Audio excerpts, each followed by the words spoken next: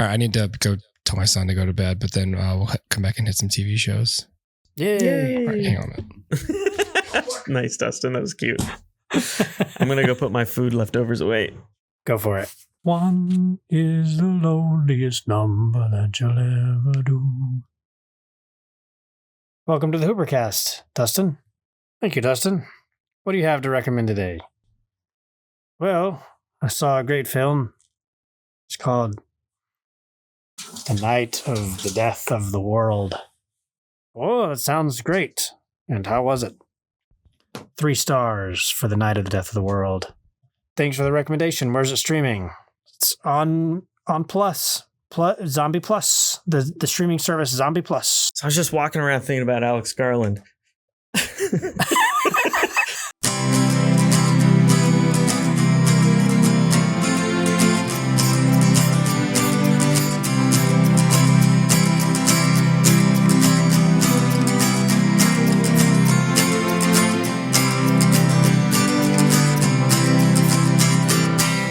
I just wanted to mention, I briefly mentioned this on the text thread with you guys, so we don't have to retread this too much, but just to follow up to anyone who listens to every single episode of this podcast, I finally got around to watching The Secret Life of Walter Mitty, which I told Kellen about, because back when we did the Severance episode, Kellen brought this movie to our attention, and I was like, I'm going to watch this. I'm going to write like a little thing about it. We'll talk about it on the podcast. Kellen's coming on soon. It's perfect.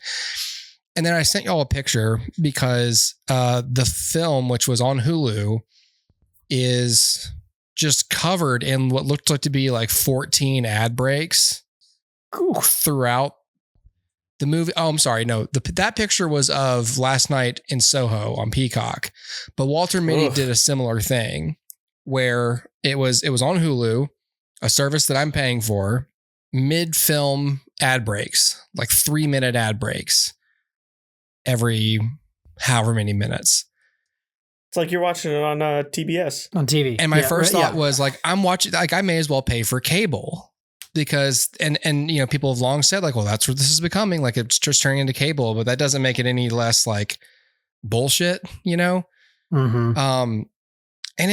But by the way, Walter Mitty is really enjoyable movie. It would never be made today because we are too cynical to allow such a film of such whimsy and positivity to exist. It got under my skin because I was like, I know I would have enjoyed this even more if this had just been like an unbroken, immersive experience. Like I had the house to myself. I was watching it on the big TV, and there no interruptions, no reason to whatever. And then it like the ads come on, and what do you think I'm doing during the ads? I'm going to go look at my phone. Right. And so like, I'm just looking, and this was like on Saturday or Sunday. So it's like, oh, I'm reading about bombs and, really horrible shit, And then it cuts back to Walter Mitty like eating his mom's cake recipe on a boat without realizing it's his mom's cake. Yeah. And you're like, oh, that's so this is sweet. amazing. Yeah. That's wonderful. And then it's like, Israel and Iran are stupid as fuck. Like that was the headline today. Yeah. And I'm just sitting here and just like, so I don't know why Trump is Joe Pesci all of a sudden. I was going to say that was a Joe Pesci, but it's fine. I told him I got your fucking head in a vice. I'm funny. How am I funny? And then it's Sean Penn shooting snow leopards and talking about the magic of light. Yeah.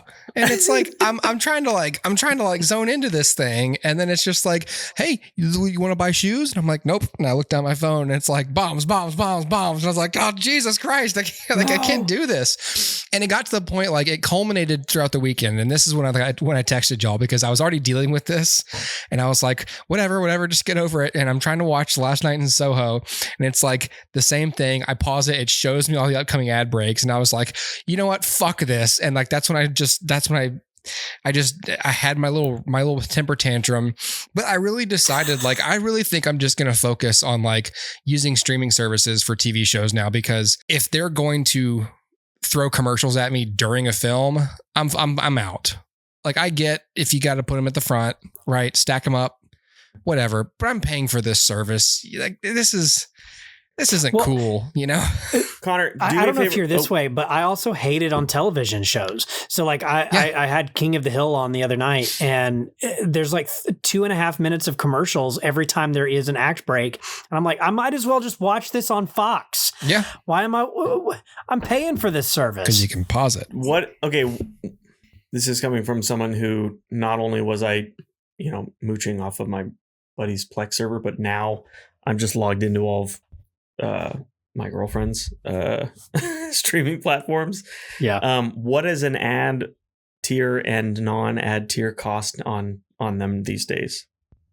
Oh, I don't have the prices in front of me, but there's generally like a $5 difference, roughly. I remember when it was like free Hulu had ads, paid Hulu had no ads, and that's when I had Hulu, and I wasn't using it all that much. And my friend, Brendan, was like, he was on my profile just to save a couple bucks or whatever, and at one point he was like, yo, why are there ads on the paid one? And that was when they first introduced that. Yeah, well, that's when they got rid of the free Hulu. Like free Hulu and went away. He got so frustrated by it that he literally took over my account and put his own credit card on it to pay for the higher tier. Yeah, just to make it stop, to not have ads. Yeah. And so he, at one point he was like, hey, sorry, man, I gotta let that go back to your credit card. And I was like, oh, just cancel it. I literally have not been using it. But I don't even, so I was so far removed, I don't even know what that stuff costs now. People are paying like $9 to get advertised to. Yeah. It's an ad supported tier. Hulu specifically is $9.99 a month for the ad plan. If you want no ads, it's $18.99 a month. Fucking crazy. It's bullshit. Yeah. An additional $9 a month. Yeah. Okay. So that's so brazen that I think maybe Dustin, you were hinting at this, or maybe it was Connor like hinting at this. Like, that's so crazy because they couldn't do that unless that is literally like something they need to do for financial viability. Yeah. And like, if this was all loss leader shit, that usually means you have a plan to like make it on the back end. And I think it really just means that their entire intention this whole time was to get a user base, kill the other forms of distribution, and then rack up fucking fees. Yeah. Correct. Yes. And there's enough people. There was enough doing it, and now so few giants doing it that that's gross. And I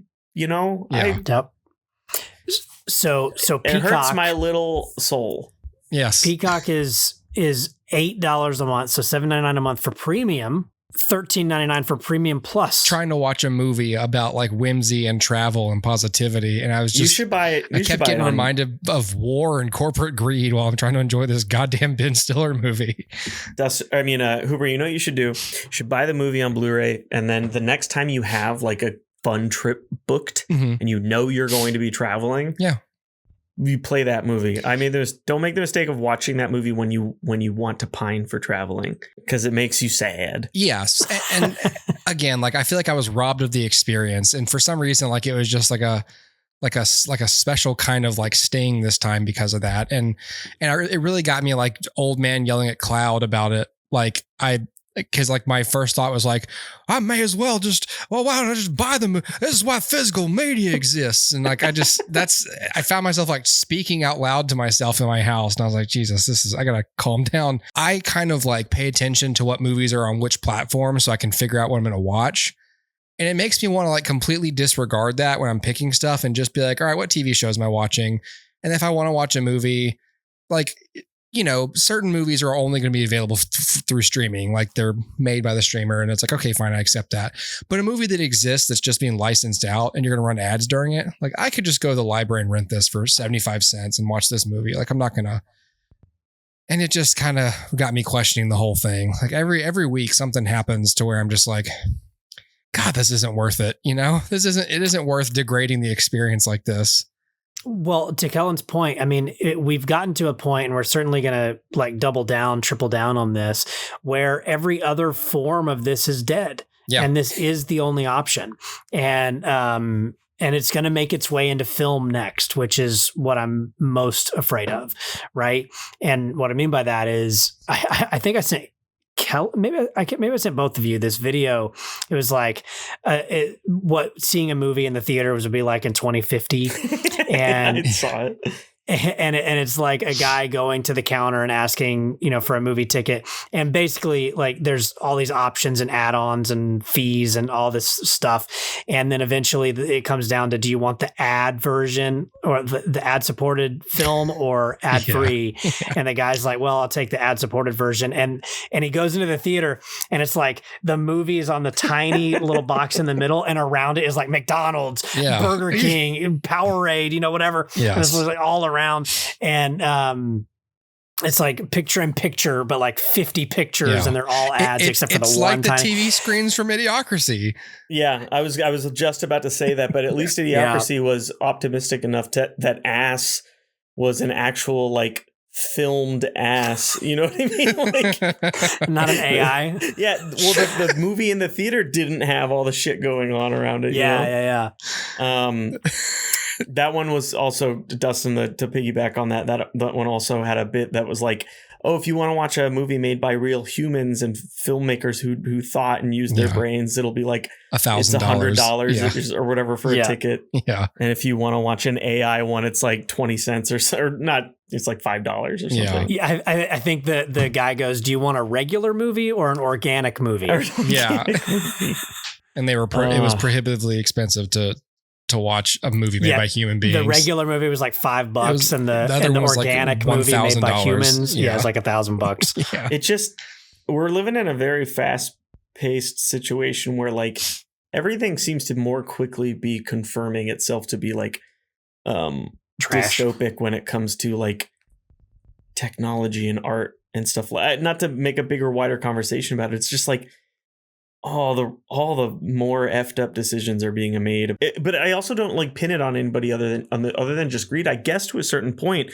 But it's also slowly evolving in the grand scheme that like we haven't even really noticed it. Like suddenly I look at this stupid brick in my phone so often, and like, what is that doing to the way I consume media? Mm-hmm.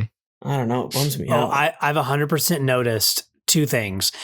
When I hit a loading screen on a video game, I pull out my phone. Mm-hmm. And I've really? I've also noticed that when I'm watching movies, my brain is slowly being rewritten to not to reject the slow pacing and like long things. And I hate that. So like I've made a conscious effort on social media to not hit the explore page, to try to avoid like the doom scroll of it, because I don't want my brain to be written in this way. Video game loading screen is a little bit beyond my state, but like I've gotten to the point where I'm actually considering like having my phone just sitting and behaving as if it was a corded phone from like 20 years ago, and just like putting it there as a thing I go to communicate to and with, and then just like, I don't need to be reachable all the time. But the problem is I work from home for the most of the time. Yeah. But I don't know. So like what I'm noticing in media and stuff like that, if this ad thing is just a drop in the pool in terms of like really anti-consumer, really like you're never going to own anything. You're just licensing it. And it's like really scary how fast that went from like it didn't feel gross when, we would go to a movie stop when we were in college to like, what movies can we go buy? We lived a time where like it was harder to find things. Yeah. It was less satisfying, immediate gratification or whatever. But like, I miss going to the movies and buying a movie. Yeah. But it was super satisfying when you'd go there and like, okay, I really want to find Schindler's List, whatever it is. And you go in and they have it, and it's like, oh, cool, they have it. And it's, $8 or whatever for the used copy, and you buy it, you take it home, you watch it, and you take it back up there and get a couple bucks back and put that towards whatever else you're doing. And so I would do that all the time. This probably isn't exactly what happens at like close to middle age or something, but it's just like, we're living a juiced up version of that. Like if everybody has the old days kind of thing, like this feels real rough. It feels acute. Like it feels a lot more extreme than I would have anticipated such a thing to be, I mean, and then the AI thing nipping at that heels makes potentially all of this moot anyway. Yeah. It's Why are wild. we even? Sorry, this is a whole thing. Why are we even doing AI generation? Like, why is AI generating things? Why is it not just sorting data? Oh, well, that's the thing is like the uses of it could be great, but like it's literally like if we're talking loss leadership, this is literally like people pumped their money into it, so now it has to do something for my investment in return. Yep. Even if everybody's looking at it, that isn't like a brain dead idiot who's just gobbling it up like a dummy. Like everybody's looking at it and going, I don't care. Nobody wants to really use it. Like it's wild to me, and I feel like I'm increasingly insane for not. I've started seeing. So, do you remember like a few years ago when there's a mass exodus of people our age from Facebook, and I stuck around, and there were all of like everyone's grandmother and aunt like had minion memes, and there was like a whole thing, and like, well now. The thing that's happening, and I've seen this now like 2 or 3 times, a repost of a clearly AI video by an older person who's like, oh, this is cute. And I'm like, it's fake. Yeah. Did you not notice that the hands became feet for a second? Like, or whatever. And it's like, this is so fake. But as this progresses, those poor old people are going to get swindled out of all their cash. I've seen fake news. I've like seen fake news reports like where it's like a fully generated like person standing in like floodwaters, and then like a shark swims next to her, and she looks at the camera and goes, "This isn't real." And it, or there's one with like a UFO flying out of the ocean.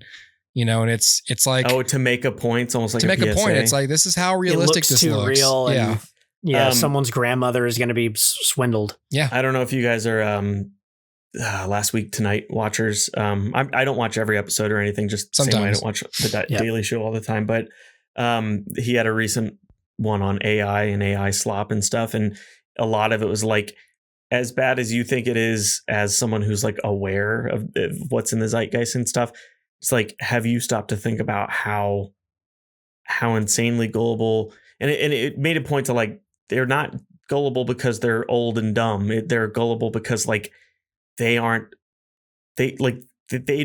have the responsibility of being in this world the way that we do or whatever. And like they dip in less, they have a less discerning eye. And like, it's basically like we're at the really awful tipping point. We've gone here from movies, but I think we're really close to the internet, like not being really a good tool for humanity anymore. Yeah.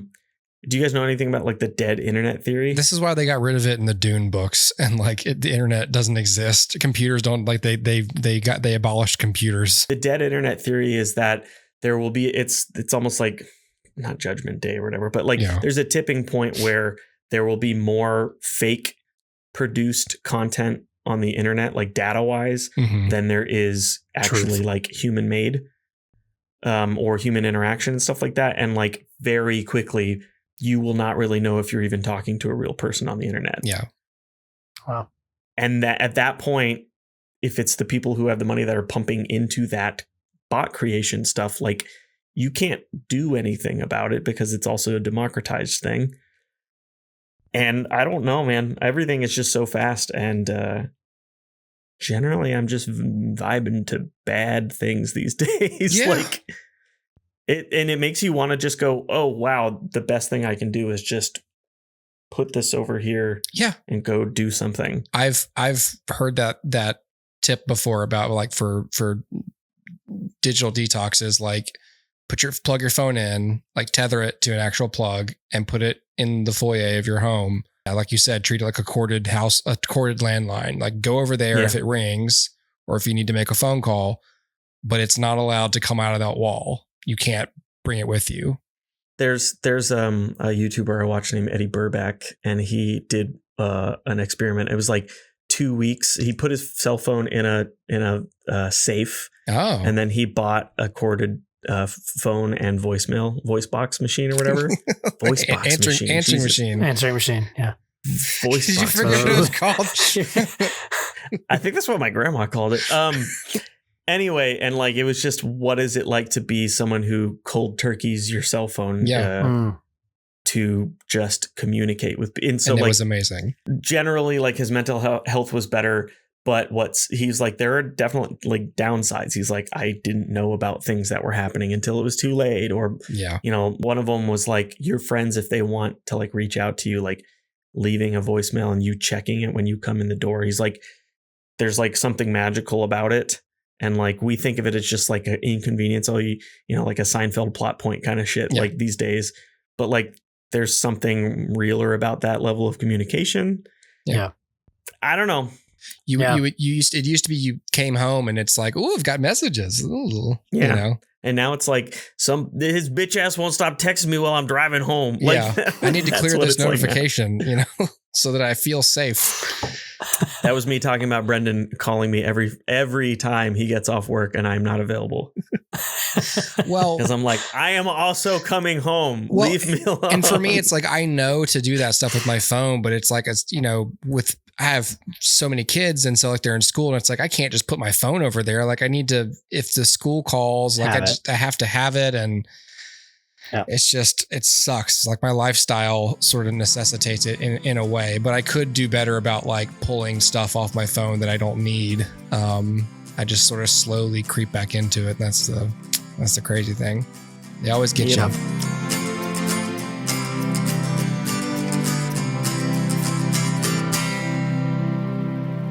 Israel and Iran are stupid as fuck.